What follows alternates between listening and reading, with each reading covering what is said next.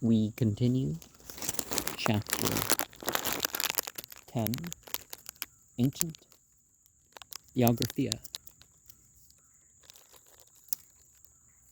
See a treatise of Father Lebet entitled Aristotelis and Platonis Proecorum Interpretum Tiepis Hactenus Editorum Brevis Conspictus, a short view of the Greek interpreters of Aristotle and Plato, hitherto published, printed at Paris in the year 1657.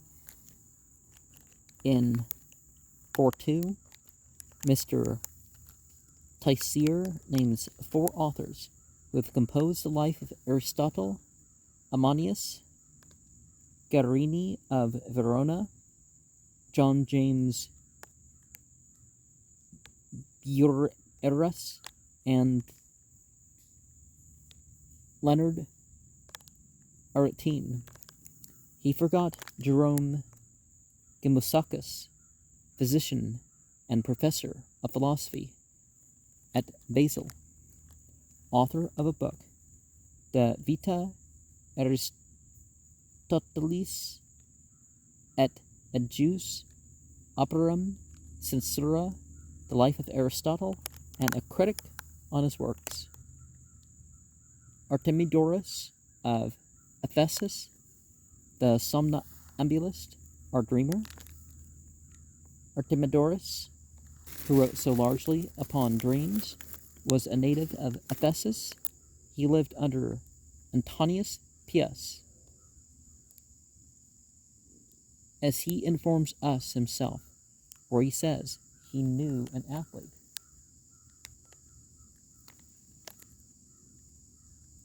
who, having dreamt that he had lost the sight, obtained the prize in the games, which that emperor ordered to be celebrated. No author has ever done more pains upon so useful a subject than Artemidorus has done. He brought up all that had been written upon the subject of dreams, which amounted to several volumes, but he spent many years in traveling to collect them, as well as the different opinions of all the learned who were then living. He kept a continual correspondence with those in the towns and assemblies of Greece and Italy, and in the most populous islands, and he collected everywhere all the dreams he could hear of, and the events they had. He despised the censure of those grave and supercilious persons who treat all pretenders to predictions as sharpers or impostors, and without regarding the censures of these catos, he frequented those diviners many years. Now, I talk about oracles and I use symbolic arrangements and stuff like this, but I'm not saying that, you shuffle the deck of cards and you can tell the future, or, you know, you can look at the reactions people to have things, but, you know.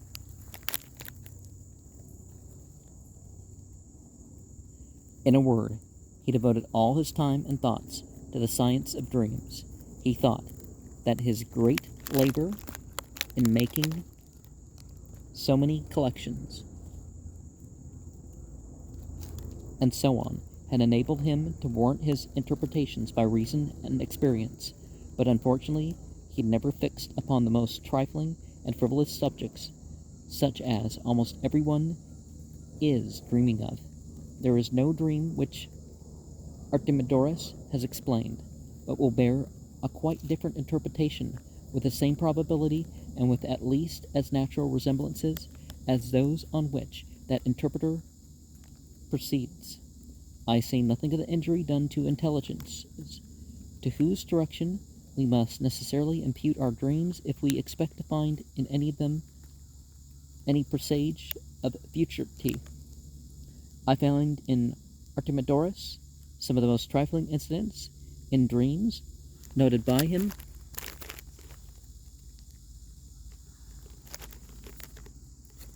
to presage very extraordinary things, such as if any one dreams of his nose or his teeth, are such like trifling subjects, such particular events they must denote. Now I cannot attribute a true, significant dream to any other cause than the celestial intelligences are an evil doemen, or else to the soul itself, which possesses an inherent prophetic virtue, as I have fully treated of in my second book of magic, where we have spoken of prophetic dreams. I say from which of these causes a dream proceeds. We must describe but a very deficient portion of knowledge to either of them, if we do not allow them capable of giving better and plainer information respecting any calamity or change of fortune or circumstances than by dreaming of one's nose itching or a tooth falling out and 100 other toys like these. The main source of dreams is your psychology reworking things. I say, such modes of dictating to us as a foreknowledge of events to happen cannot but be unworthy of their wisdom, subtlety, or power, and if they cannot instruct us by better signs, how great is their ignorance, and if they will not, how great is their malice. Therefore, all such trifling dreams are to be altogether rejected as vain and insignificant, for we must remember that a dream comes through the multitude of business, and often otherwise, but such dreams as we are to notice and draw predictions of future accidents and events are those which the dream is altogether consistent, not depending upon any prior discourse, accidents, or any other like circumstances. Likewise, that the person who would wish to dream true dreams should dispose to himself as to become a fit recipient of the heavenly powers. But this is only be done by a temperate and frugal diet, a mind bent on sublime contemplation, a religious desire of being informed of any misfortune, accident, or event which might introduce misery, poverty, or destruction of mind, so as when we know it, to depreciate the same by prayer to the divine wisdom, that he would be pleased to divert the evil impending, or to enable us to meet the same with fortitude, and endure it with patience, till the will of the deity is accomplished.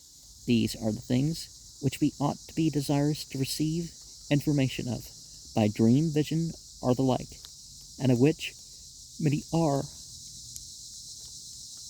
often truly forewarned, and thereby foretell things to come. Also, presage of the death of certain friends, all which I know by experience to be true and probable. Artemidorus took great pains to instruct his son in the same science as appears by the 2 books which he dedicated to him. So eager to pursue after these studies is the less to be wondered at when we consider that he believed himself under the inspiration of Apollo. He dedicated his 3 first books to one Cassius Maximus, and the other 2 to his son. They were printed in Greek at Venice in the year 1518.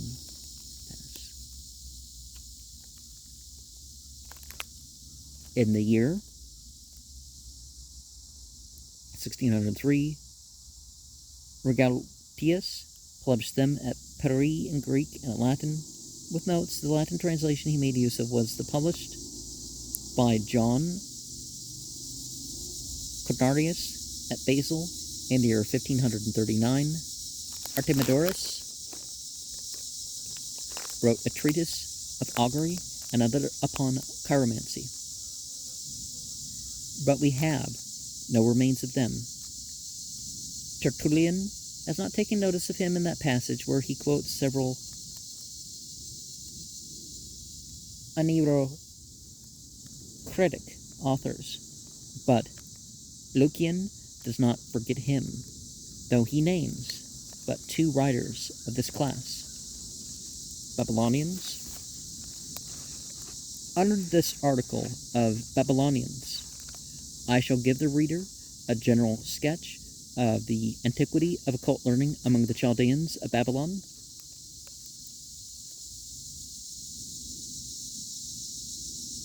So famous were their speculations in astrology, Diodorus Siculus informs us that the inhabitants of Babylon assert that their city was very ancient, for they counted 473,000 years from the first observations of their astrologers to the coming of Alexander. And remember that astrology and astronomy for most of history has been along the same thing. Same thing with any other science. It was not supposed to be separate from the sacred.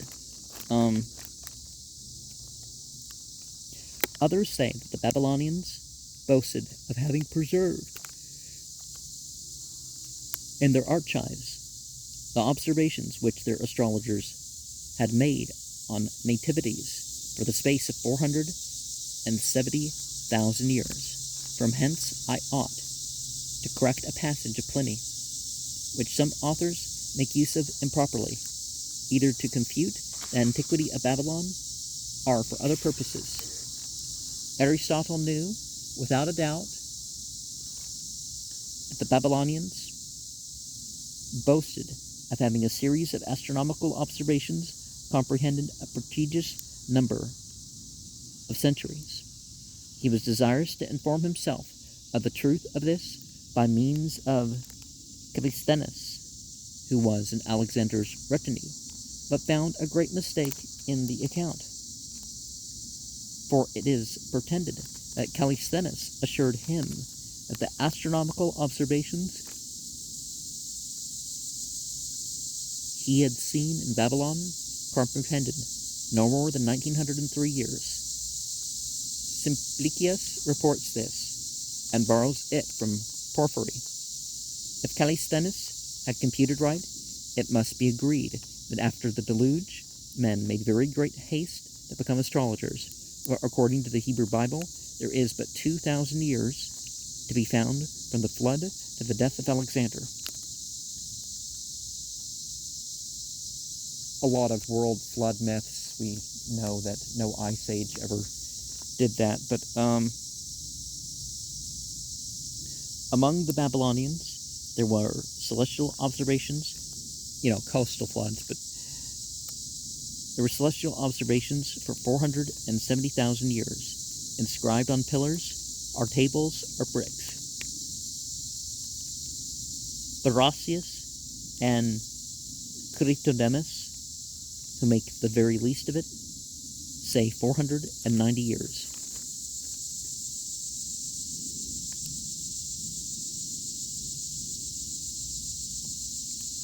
There is reason to question what Simplicius reports, and it is remarkable that all the ancient authors who have ascribed the building of Babylon to Semiramis have no authority than that of Caduceus, whose histories abound in fables. And notice there's a difference between fable and myth. Now they can be combined, but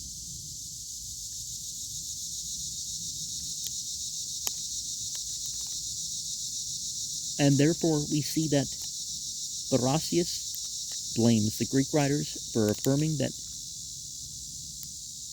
Semiramis built Babylon and adorned it with the most beautiful structures. The supplement to Moreri quotes Quintus Curtius in relation to the immodesty of the Babylonian women, who prostituted their bodies to strangers for money, under the idea of performing their devotions required by Venus. Observe that these sums were afterwards applied to religious uses. This lascivious ceremony was very ancient. Jeremiah's letter, inserted in the book of Baruch, touches something on it, but in an obscure manner, and wants a commentary taken out of Herodotus. Jeremiah's text runs thus: the women also with cords about them, set in the ways. But if any of them, drawn by some that passeth by, lie with him, she reproacheth her fellow, that she was not thought of as worthy as herself, nor her cord broken. There was a law in Babylon, which obliged all the women of the country to seat themselves near the temple of Venus, and there to wait an opportunity of copulating with a stranger, and so on and so on.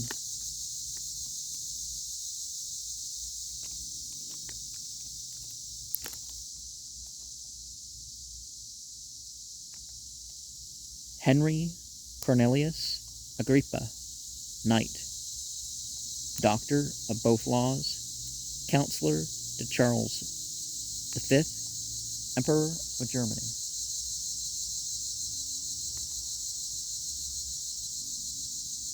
And judge of the prerogative court.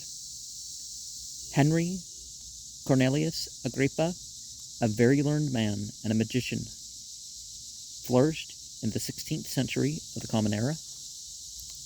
As he himself asserts in his preface to his 3 books on occult philosophy and magic, where he says, "Who am indeed a magician, applying the word magic to sublime and good sciences, not to profane and devilish acts. Paul Jovius, Thevet, and Martin Del Rio accuse him not of magic because we cannot apply that to achromatic arts,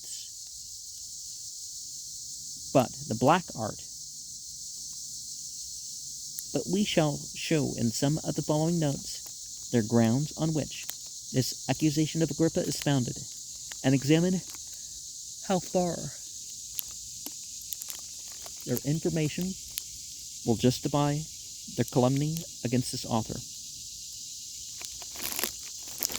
He was born at Cologne on the 14th of September, 1486. He descended from a noble and ancient family of Nedesheim in Belgia, desiring to walk in the steps of his ancestors who for many generations had been employed by the princes of the House of Austria. He entered into the service of the Emperor Maximilian. He had at first the employ of secretary, but as he was equally qualified for the sword as the pen, he afterwards turned soldier. He served the emperor for 7 years in his Italian army. He signalized himself on several occasions, and as a reward of his brave actions, he was created knight in the field. He wished to add the academical honors to the military. He therefore commenced Doctor of Laws and Physic. He was a man possessed of a very wonderful genius, and from his youth applied his mind to learning, and by his great general talents he obtained great knowledge in almost all arts and sciences. He was a diligent searcher into the mysteries of nature, and was early in search of the philosopher's stone, and it appears that he had been recommended to some princes as a master of the art of alchemy. I have no authority to say that ever he was in possession of the great secret of transmutation, neither can I gather any such information from his writings. The only circumstances relative to this is what himself says in Occult Philosophy, that he had made gold, but no more than out of which the soul was extracted. The soul extracted from gold. Well, symbolically, right? And very fit for the grand projection. He had a very extensive knowledge of things in general, and likewise in the learned languages. He was a pupil to Trithemius, who wrote upon the nature ministry and offices of intelligences and spirits. He was of an unsettled temper, and often changed his situation, and was so unfortunate as to draw upon himself the indignation of the popish clergy by his writings. We find by his letters that he had been in France before the year 1507, that he traveled into Spain in the year 1508, and was at Dole in the year 1509. He read public lectures there, which engaged him in a contest with the Cordelier Catilinet. The monks in those times suspected whatever they did not understand of heresy and error. Well, thinking for yourself and being wrong, it's good they list them as separate things, right? How then could they suffer Agrippa to explain the mysteries of Euclinus de Verbo Verifico with impunity? It was the subject of the lectures which he read at Dole in 1509 with great reputation, to ingratiate himself the better with Margaret of Austria, governess of the Austrian Netherlands. He composed at that time a treatise on the excellency of women, but the persecution he suffered from the monks prevented him from publishing it. He gave up the case and came into England, where he wrote on St. Paul's epistles, although he had another very private affair upon his hands. Being returned to Cologne, he read public lectures there on the questions of divinity, which are called Quodlibetalis, after which he went to the Emperor Maximilian's army in Italy, and continued there till Cardinal de Saint Croix sent for him to Pisa. Agrippa would have displayed his abilities there in quality of theologist of the council, if that assembly had continued. This would not have been the way to please the court of Rome, or to deserve the obliging letter he received from Leo X, and from whence we may conclude that he altered his opinion. From that time he taught divinity publicly at Pavia and at Turin. He likewise read lectures on Mercurius Trismegistus at Pavia in the year 1515 of the Common Era. He had a wife who was handsome and accomplished, by whom he had one son.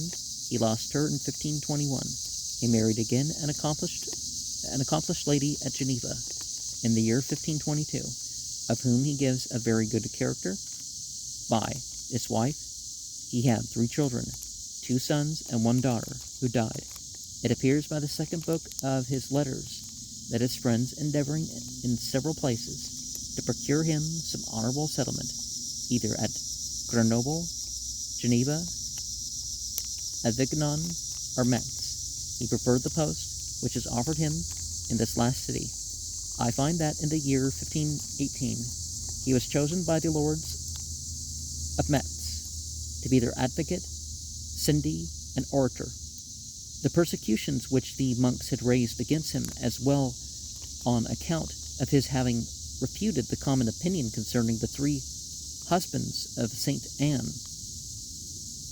as because he had protected a countrywoman who was accused of witchcraft, made him leave the city of Metz. The story is as follows. A countrywoman who was accused of witchcraft was proposed by the Dominican Nicholas Savini, inquisitor of the faith at Metz, to be put to the torture. Upon a mere prejudice grounded on her being the daughter of a witch who had been burnt, Agrippa immediately took up the cudgels and did what he could to prevent so irregular a proceeding, but could not prevent the woman from being put to the question. However, he was the instrument of proving her innocence. Her accusers were condemned to a fine. The penalty was too mild and far from retaliation. The countrywoman was of Vapi, a town situated near the gates of Metz, and belonging to the chapter of a cathedral. There appeared in Messine, who was the principal accuser of this woman, such sordid passions and such a total ignorance of literature and philosophy that Agrippa, in his letter of June 2nd, 1519, treats the town of Metz as the stepmother of learning and virtue.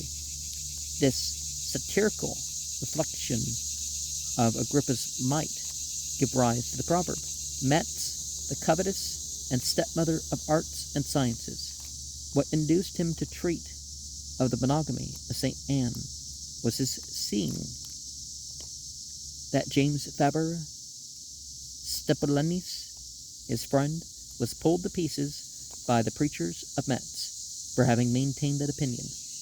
Agrippa retired to Cologne, his native city, in the year 1520, willingly forsaking a city which the seditious inquisitors had made an enemy to learning and true merit. It is indeed the fate of all cities where such persons grow powerful of whatsoever religion they are of.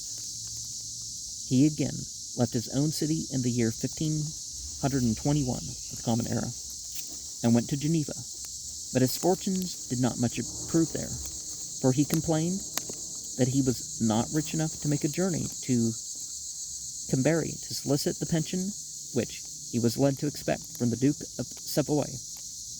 This expectation came, nothing upon which Agrippa went from Geneva to Fribourg to Switzerland in the year 1523 to practice physic there, as he had done at Geneva.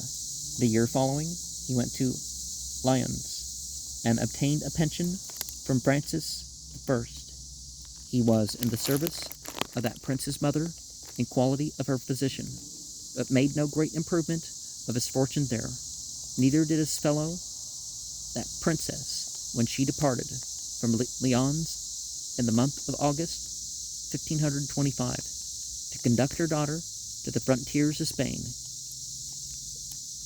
He danced attendance at Lyons for some time to employ the interest of his friends in vain to obtain the payment of his pension, and before he received it, he had the vexation to be informed that he was struck out of the list. The cause of this disgrace was that, having received orders from his mistress to inquire by the rules of astrology what turn the affairs of France would take, he expressed his disapprobation too freely that the princess should employ him in such a vain curiosity instead of making use of his abilities in more important affairs. The lady took this lesson very ill, but she was highly incensed when she heard that Agrippa had, by the rules of astrology, the Kabbalah, or some other art, predicted new triumphs to the Constable of Bourbon. See Agrippa's words in his 29th epistle, Book 4, page 854, which are as follows. I wrote to the Sonkohal, desiring him to advise her not to misapply my abilities any longer in so unworthy an art, that I might for the future avoid these follies, since I had it in my power to be of service to her by much happier studies. But the greatest misfortune was that this unworthy art, and these follies, as he called them, predicted success to the opposite party, as you may judge by his own words. I remember I told Seneschal in a letter that, casting the Constable of Bourbon's nativity, I plainly discovered that he would this year likewise gain the victory over your armies. They who are acquainted with the history of these times must see plainly that Agrippa could not pay his court worse to Francis I than by promising good success to the Constable. From that Agrippa was looked upon as a Bourbonist. To silence this reproach, he represented the service he had done to France by dissuading 4,000 foot soldiers from following the emperor's party, and by engaging them in the service of Francis I. He alleged the refusal of the great advantage which were promised him when he left Fribourg. If he would enter into the constable's service, it appears by the 4th and 6th letter of Book 5 that he held a strict correspondence with the prince. In 1527, he advised and counseled, yet refused to go and join him, and the promised victory he assured him that the walls of Rome would fall down upon the first attack, yet he omitted informing him of one point, and that was that the constable would be killed there. Agrippa, finding himself discarded, murmured, stormed, threatened, and wrote. But however, he was obliged to look out for another settlement. He cast his eyes on the Netherlands, and having, after long waiting, obtained the necessary passes, he arrived at Antwerp.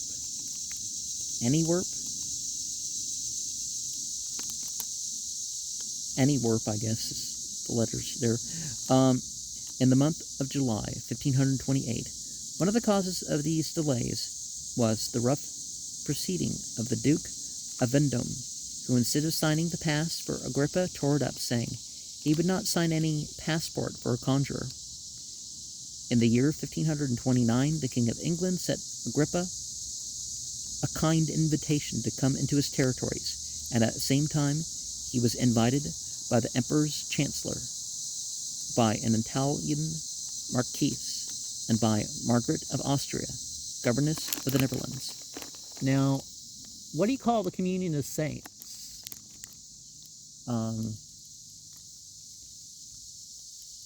And concourse of angels and stuff like that. What do you call that, right?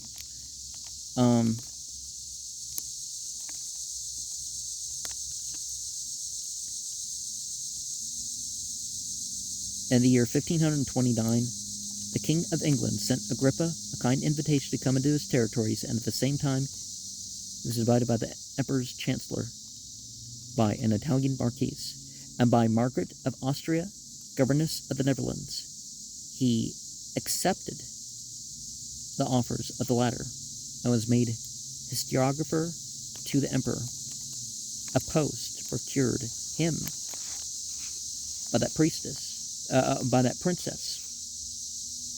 He published, by a way of prelude, the history of the government of Charles V, and soon after he was